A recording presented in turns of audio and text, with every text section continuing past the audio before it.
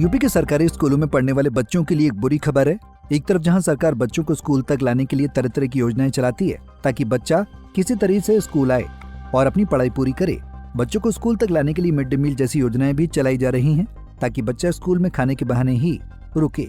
लेकिन वहीं दूसरी तरफ अब उत्तर प्रदेश सरकार ने स्कूली शिक्षा व्यवस्था में बदलाव की तरफ कदम बढ़ाया, जिसके तहत प्रदेश में कक्षा 8 तक संचालित हो रहे 5000 से अधिक सरकारी स्कूलों का विलय करने की तैयारी है।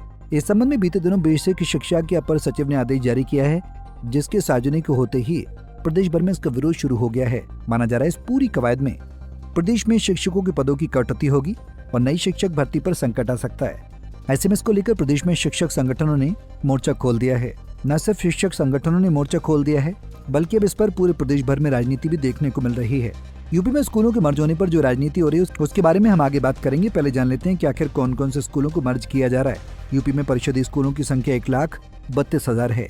ये वो स्कूल हैं जहां प्रदेश सरकार की तरफ से 8वीं तक की कक्षाएं संचालित की जाती हैं। इन सरकारी स्कूलों में ऐसे स्कूलों को मर्ज किए जाने की तैयारी है जहाँ पर मौजूदा समय में छात्रों की संख्या 50 से कम है।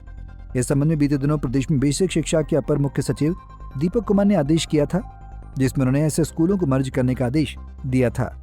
यूपी सरकार कम छात्र संख्या वाले स्कूल को मर्ज करने के फैसले को सकारात्मक बता रही है। प्रदेश सरकार का तर्क है कि सभी छात्रों को बेहतर शिक्षा देने के लिए ये कदम उठाए जा रहे हैं, जिसके तहत नई शिक्षा नीति के अनुसार स्कूल के बीच समन्वय और संसाधनों का साझा उपयोग सुनिश्चित किया जा सकेगा।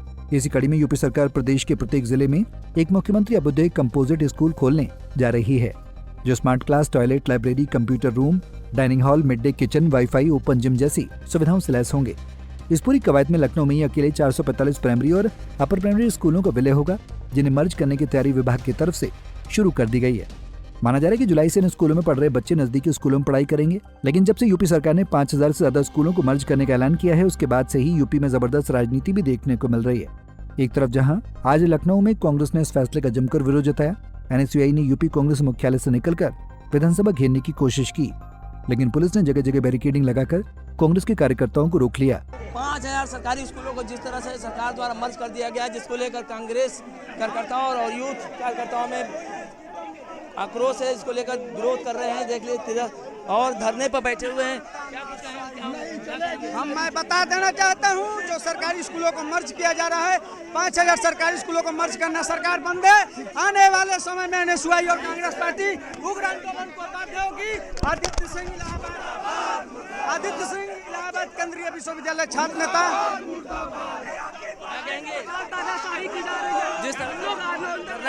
देखिए, हम लोग जो 5000 स्कूलों को मर्ज किया जा रहा है उसके खिलाफ हम लोग लड़ाई लड़। आने वाला भविष्य जो है, भविष्य की भ्रूण हत्या कर रहे हैं विद्यालय बंद करके। जहां हम लोग पहुंचे, क्या वो छात्र पहुंच पाएंगे जो अभी पेट में पल रहे हैं? वो अनजान है। उनकी लड़ाई हम लोग लड़ने के लिए सड़क पर निकले हुए हैं। वहीं भी मामला और भी ज्यादा राजनीतिक होता हुआ दिख रहा है, क्योंकि अब समाजवादी पार्टी भी इस मामले में कूद पड़ी और लगातार यूपी सरकार के फैसले पर सवाल उठा रही है। संभल के असमोली से सपा विधायक पिंकी यादव ने कहा कि यूपी सरकार बच्चों के भविष्य से खिलवाड़ कर रही है।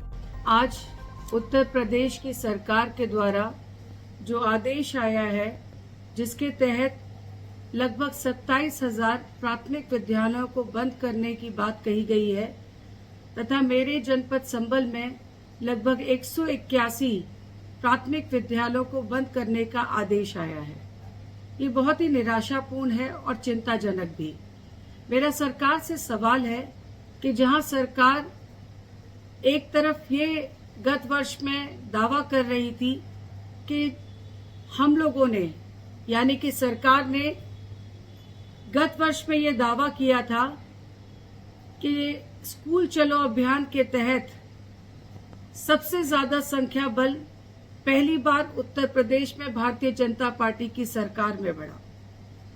अब यहाँ पर यह भी सवाल उठता है कि जब संख्या बल प्राथमिक विद्यालयों में दाखिले करके सबसे ज्यादा गत वर्ष में बढ़ा, तो अब इस वर्ष भारतीय जनता पार्टी की सरकार इन प्राथमिक विद्यालयों को क्यों बंद करना चाहती है। सवाल ये भी उठता है कि यदि ये प्राथमिक विद्यालय बंद होंगे तो जो गरीब का, किसान का, मजदूर का बच्चा है, वो बच्चा शिक्षा ग्रहण करने के लिए कहाँ जाएगा। सवाल ये भी उठता है कि जो लोग असक्षम हैं, यानी कि उनके माता पिता सक्षम नहीं है प्राइवेट स्कूलों की मोटी मोटी रकम देने के लिए वो और उनके बच्चे कहाँ जाएंगे? वो बच्चियां कहाँ जाएंगी जब एक गांव से दूसरा गांव लगभग 2 से 3 और 5 किलोमीटर की दूरी पे है, तो वो बच्चियां शिक्षा ग्रहण करने किस प्रकार से जाएंगी? सवाल ये भी उठता है कि यूपी में साल 65,000 शिक्षकों की भर्ती प्रस्तावित थी। अब जब स्कूल के विलय की कवायद शुरू हो गई है तो ऐसे में नई शिक्षक भर्ती पर संकट मंडराता हुआ दिख रहा है।